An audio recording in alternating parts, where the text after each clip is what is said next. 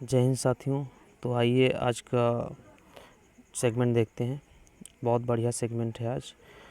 ये न्यूज़ है एक, और यहाँ पे इस न्यूज़ में जो आसाम है वहाँ पर दुनिया का पहला जेनेटिकली मॉडिफाइड रबर सैपलिंग की गई है। तो इसी के बारे में है विस्तार से। आइए देखते हैं। ये एक न्यूज़ का आउटलेट है और ये आप देख सकते हैं यहाँ पे कुछ लोग हैं जो प्लांट कर रहे हैं ये रबर का ट्री। इसको ये दुनिया का पहला है रबर प्लांट है जो जेनेटिकली मॉडिफाइड है, वो आसाम में लगाया जा रहा है इसी को। तो आइए इसी के बारे में देखते हैं आगे। ये जो जीएम वेरिएंट है, इसी के जो जीएम के एक्सक्यूज़ मी, यहाँ पर जो फर्स्ट जेनेटिकली मॉडिफाइड ये रबर प्लांट है, ये आसाम में इसको लगाया है। जो रबर बोर्ड रिसर्च है गुवाहाटी आसाम की, उसी ने उसको प्लांट किया है। जो जेनेटिकली मॉडिफाइड होते हैं उसके बारे में आइए थोड़ा सा जानते हैं। जेनेटिकली मॉडिफाइड में जीएमओ है, जेनेटिकली मॉडिफाइड ऑर्गेनिज्म। इसमें ये पौधे पर रिसर्च होता है इसके द्वारा, एनिमल्स में होता है। और जो माइक्रो ऑर्गेनिज्म है उनमें जो डीएनए है उसको अल्टर्ड किया जाता है, मींस उसको चेंज किया जाता है दूसरे से। कोई ऐसा है जो वहाँ का जो वेदर है या वहाँ का जो जैसे सीवियर मान लीजिए कोल्ड पड़ रही है तो उसको सहन कर सके, तो ऐसा डीएनए अल्टर करके उसमें डाला जाता है कि उसकी सहन शक्ति बढ़े। और ये नेचुरली जो इसको नेचुरली नहीं किया जा सकता, इसीलिए जेनेटिकली मॉडिफाइड किया जाता है। जो डीएनए टेक्नोलॉजी है, जेनेटिक इंजीनियरिंग है, वो एक ही चीज़ है और इन्हीं सभी का, इन सब चीज़ों का यूज़ होता है इसमें। जो जेनेटिकली मॉडिफाइड क्रॉप्स हैं वो उन क्रॉप्स में डीएनए मॉडिफाइड किया जाता है। उसमें जो एलियन जीन होते हैं दूसरे पौधे के, जिनसे वो प्रथम पौधे का कोई रिश्ता नाता नहीं है, तो एलियन जीन लाके उसमें एक तरह से उससे सीड्स तैयार कराई जाती है दोनों के एक तरह से मॉडिफाइड करके। और फिर जो एक तरह से रेजिडेंस होते हैं पेस्ट अटैक से या और दुनिया भर की चीज़ों से, रोग से, उनको एक तरह से लड़ने के लिए, जैसे आप देखते हैं जेनेटिकली मॉडिफाइड में मस्टर्ड हो गया, ब्रिंजाल हो गया, बीटी कॉटन हो गया, तो ये सारे के सारे जेनेटिकली मॉडिफाइड हैं। आगे अभी हम देखते हैं। जो जीएम टेक्नोलॉजी है, ये जीन है जो ये एक तरह से इन्वॉल्व रहती है लिविंग ऑर्गेनिज्म में, प्लांट में, एनिमल में। अभी आप देख सकते हैं जैसे चाइना ने पहला डीएनए एक तरह से डीएनए एडिटिंग करके पहला बेबी भी बनाया था। जो उसमें वहाँ उसमें डीएनए में ये हो सकता है कि आप पहले ही आँख निर्धारित कर सकते हैं, बाल, स्किन का कलर, उसके और भी उसकी हाइट कैसी होगी, मतलब बहुत सारी चीज़ें आप मॉडिफाइड कर सकते हैं। एक तरह से सुपर बेबी बनाया था। और इस तरह से मतलब एक तरह से डीएनए को चेंज कर सकते हैं, यहाँ पे मॉडिफाइड कर सकते हैं, ये होता है।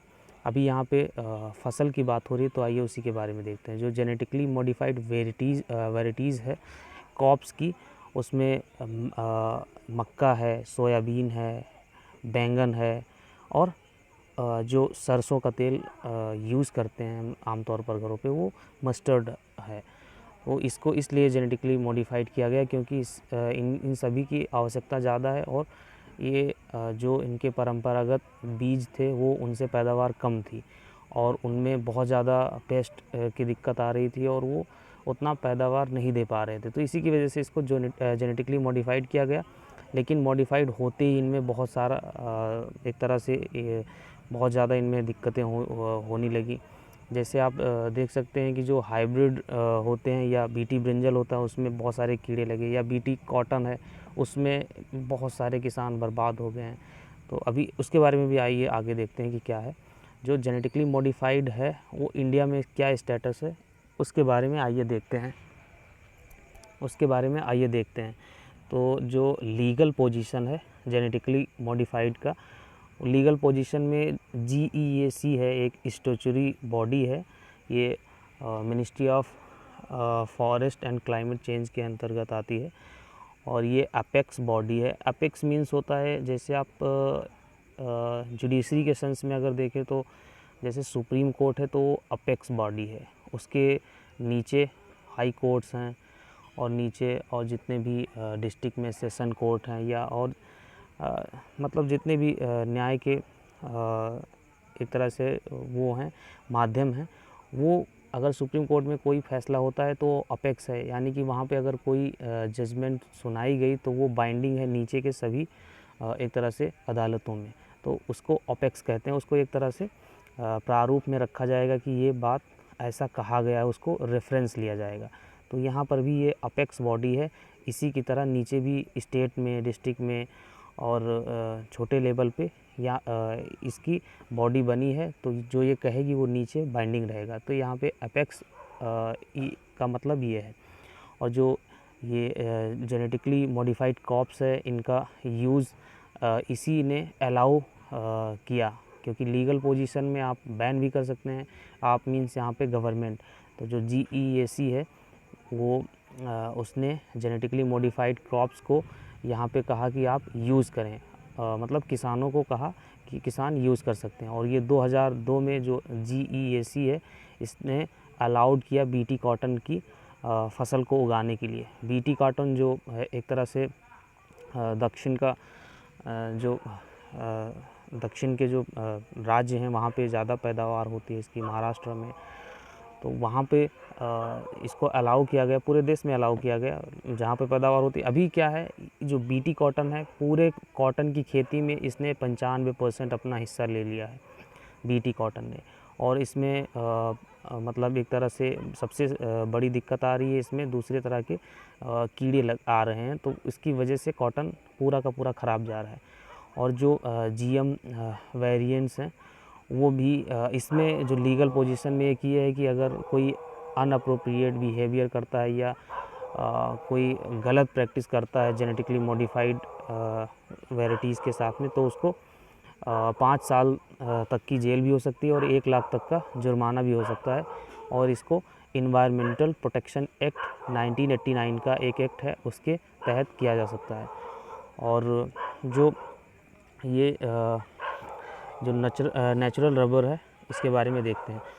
तो जो नेचुरल रबर होती है ये नेटिव होती है वार्म ह्यूमिड की, और ये ज़्यादातर अमेज़न के जो फॉरेस्ट हैं, क्योंकि वहाँ पर बहुत वहाँ पर क्लाइमेट इनके एक तरह से अनुरूप है, तो उसी के उससे वहाँ पे ज़्यादा पैदावार हो सकती है।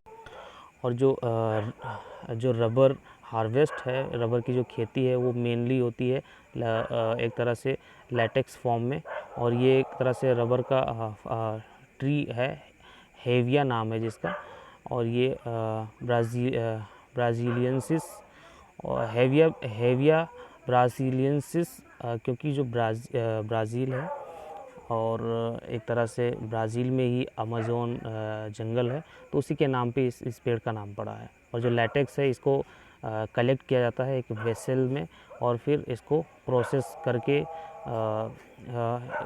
इस प्रोसेस को टैपिंग कहते हैं, और इसके बाद में रिफ़ाइन करके इसको कमर्शियल पर्पज़ के लिए रेडी कर दिया जाता है।